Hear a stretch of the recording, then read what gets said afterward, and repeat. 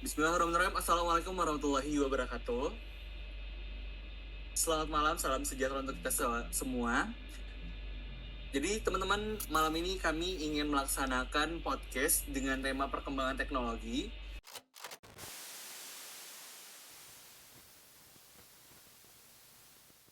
Di sini saya sendiri dan dua teman saya dan salah satu narasumber kita.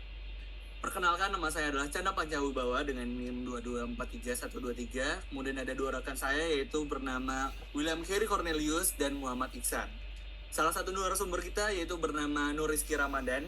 Beliau adalah salah satu coding yang sering bergelut lah di dunia perkodingan. Dan beliau adalah salah satu lulusan SMIK Widya Cipta Dharma dengan gelar Eskom.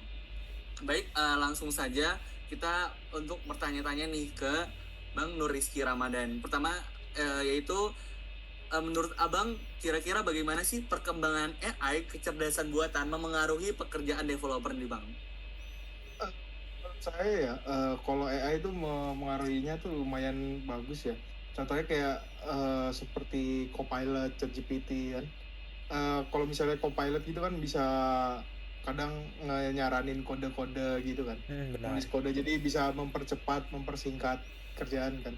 Misalnya udah diprediksi apa yang mau kita ketik atau mau kode kan. Kalau misalnya ChatGPT itu bisa membantu menemukan error walaupun menjelaskan error, mengoptimalkan algoritma, atau kayak mau misalnya malas bikin dokumentasi kan bisa minta tolong pakai ChatGPT atau Copilot juga.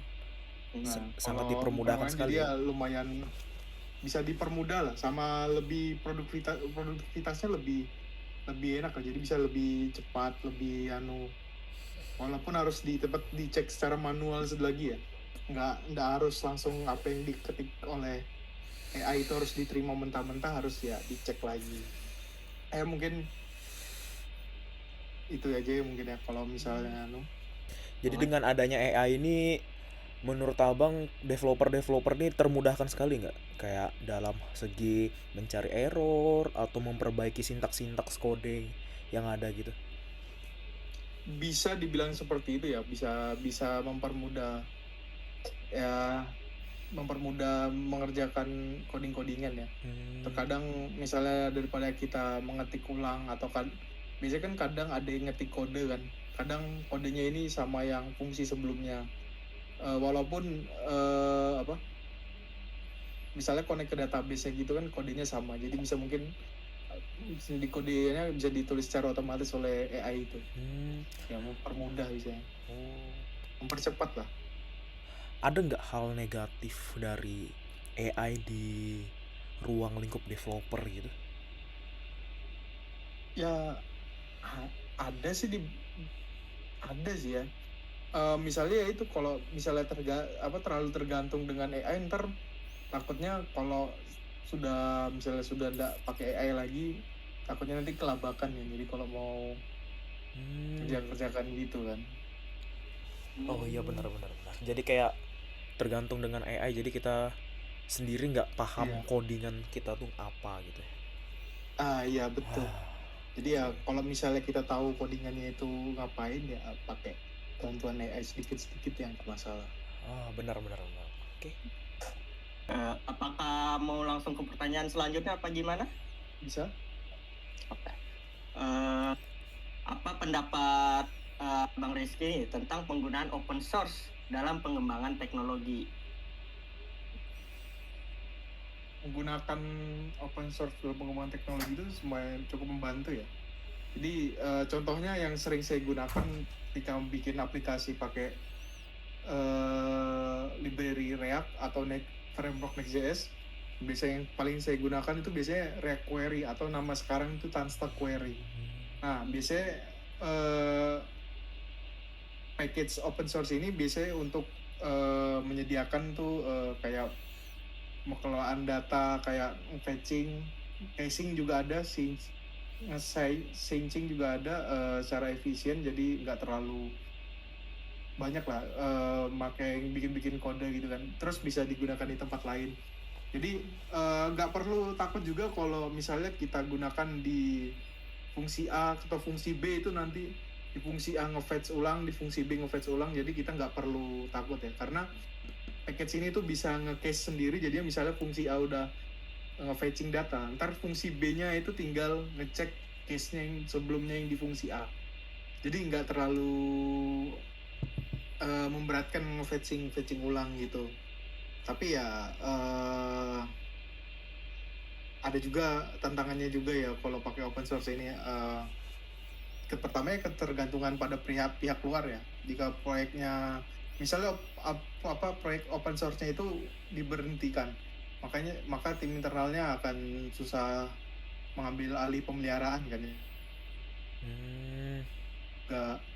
Terus lisensi ini penting. Tidak semua open source bebas digunakan untuk tujuan komersial tanpa memperhatikan jenis lisensinya. Jadi ya mungkin itu aja yang bisa saya kasih jawaban. Bang, saya mau nanyaan bang. Berarti misalnya ya, kan setiap aplikasi open source itu memiliki dokumentasi ya. Benar. Nah, dokumentasi.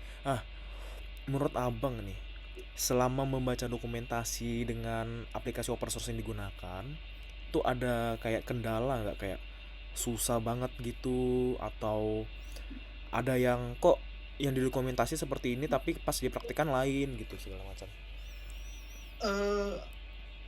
Kalau itu tergantung use case kita masing-masing ya. Sama tergantung kelengkapan dokumentasi dari open source-nya tersebut. Ada yang open source dia dokumentasinya itu kayak kurang gitu, jadinya tergantung juga sama dokumentasi yang ada dan use case yang ada juga sih itu. Jadi ya itu. Tergantung use case ya. Iya. Oke, Pau. Untuk sesi podcast kita kali ini, mungkin kesimpulan yang sudah kita dapat teman-teman, bahwasanya dalam perkembangan teknologi kita sekarang ini, yang lebih kita pandang bahwasanya perkembangan AI itu di pekerjaan developer itu ada sisi negatif dan positifnya, yaitu misalnya positifnya dapat membantu, walaupun kalau misalnya negatifnya itu teman-teman, sebagai developer apabila ada kesenjangan, misalnya tiba-tiba nggak tahu bagaimana harus tanpa terkaitan sama AI itu bakal susah. Begitu pula dengan penggunaan open source. Mungkin itu aja sih. Terima kasih kepada Bang Rizky sudah mau menjadi narasumber bagi kita di podcast kali ini. Mungkin itu aja yang dapat kami sampaikan. Kurang lebihnya mohon maaf. Wassalamualaikum warahmatullahi wabarakatuh. See you. Thank you Bang Rizky. Thank you, Makasih, Bang. Thank you.